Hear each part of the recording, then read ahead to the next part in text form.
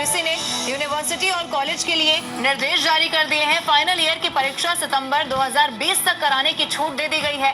उच्च शिक्षा की परीक्षाओं के लिए बनाई गई कमेटी की रिपोर्ट को मंजूरी अब दे दी है। यूजीसी ने शिक्षा की गुणवत्ता बनाए रखने का हवाला दिया है। अंतर्राष्ट्रीय स्तर पर प्रतिस्पर्धा के लिए जरूरी है परीक्षा। यूजीसी की ओर से कहा गया है ऑनलाइन, ऑफलाइन या फिर ब्लेंडेड पद्धति से ये परीक्षा हो सकेगी। फाइनल ईयर स्टूडेंट्स को बैकलॉग भी क्लियर करना होगा। परीक्षा में शामिल न होने पर स्पेशल एग्जाम में मौका मिलेगा। सिर्फ इस सत्र के लिए ही ये व्यवस्था लागू होगी। और ज्यादा जानकारी के साथ जी मीडिया संवाददाता ललित वर्मा हमारे साथ फोनलाइन पर जुड़ चुके हैं। ललित, क्या कुछ अपडेट इस पूरे मामले को लेकर? जी बिल्कुल लवीना, आपको बता दें कि जो 3 दिन पहले राज्य सरकार ने घोषणा की थी कि सभी विद्यार्थियों को प्रमोट किया जाएगा, उस आदेश के बाद अब कल यूजीसी की ओर से नई गाइडलाइन जारी कर दी है। उनकी ओर से अगर केंद्र सरकार की बात की जाए तो यूजीसी के जो हायर एजुकेशन के सचिव हैं उनको पत्र लिखकर परीक्षाएं आयोजित करवाने की बात कही थी। उसके बाद यूजीसी ने गाइडलाइन जारी की है कि जो फाइनल ईयर की परीक्षाएं हैं वो सितंबर तक आयोजित करवाए जाएं। इसके साथ ही दिशा निर्देश भी दिए हैं जिसमें उन्होंने कहा है कि एक उच्च शिक्षा की परीक्षाओं को लेकर एक कमेटी बनाई गई थी और उसी कमेटी के आधार पर ये पूरी जो प्रक्रिया है परीक्षा की वो आयोजित करवाई जाएगी। इसके साथ ही जो यूजीसी ने कहा है कि जो परीक्षाएं हैं वह अंतर्राष्ट्रीय स्तर पर प्रतिस्पर्धा के लिए बहुत जरूरी है। इसके साथ ही परीक्षाओं से स्टूडेंट का आत्मविश्वास बढ़ता है।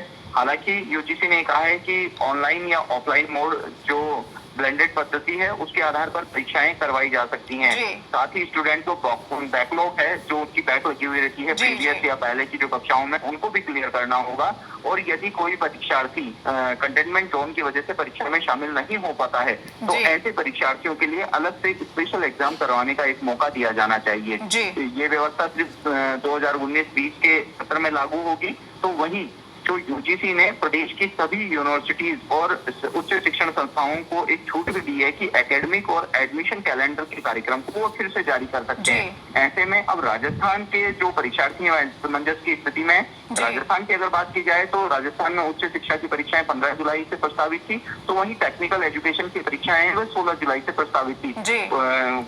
मुख्यमंत्री अशोक गहलोत के आदेश के बाद जो परीक्षाएं हैं वह निरस्त कर दी गई थी। तो उच्च शिक्षा ने भी अपने आदेश जारी कर दिए थे कि जो परीक्षाएं वह प्रमोट किया जाएगा। तो वहीं दूसरी ओर टेक्निकल एजुकेशन ने भी आदेश जारी कर दिए थे।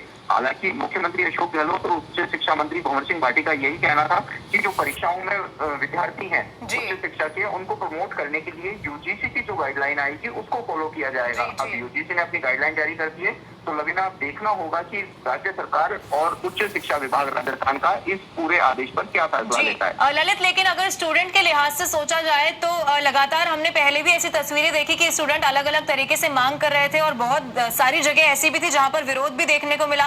प्रमोट करने की लगातार मांग की जा रही थी, लेकिन इस फैसले के बाद अब कहीं ना कहीं स्टूडेंट्स में तो नाराजगी फिलहाल होगी।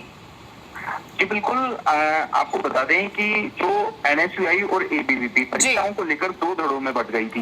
एनएसयूआई जहां पूरे प्रदेश स्तर में एक आंदोलन चला रही थी कि परीक्षाएं हैं वह आयोजित नहीं कराई जाएं, तो वहीं दूसरी ओर उनकी बात की जाए एबीवीपी के, तो एबीवीपी ने परीक्षाओं के आयोजन को लेकर एक आंदोलन चलाया था कि परीक्षाएं आयोजित कराई जाएं। तो ऐसे में एक बार फिर से एनएसयूआई नए सिरे से रणनीति बनाने में जुट गया है, क्योंकि जब यूजीसी ने आदेश जारी कर दिए हैं तो कल सोशल मीडिया पे भी जो एनएसयूआई के पदाधिकारी थे, चाहे प्रदेश अध्यक्ष हो चाहे यहाँ के प्रवक्ता हो, उन्होंने सोशल मीडिया पर भी ये आह्वान किया था कि एक बार राज्य सरकार से फिर से वार्ता की जाएगी और वार्ता के बाद ही आगे की कोई रणनीति तैयार की जाएगी। तो वहीं यूजीसी के गाइडलाइन जारी करने के बाद एबीवीपी की ओर से इसका स्वागत किया गया है।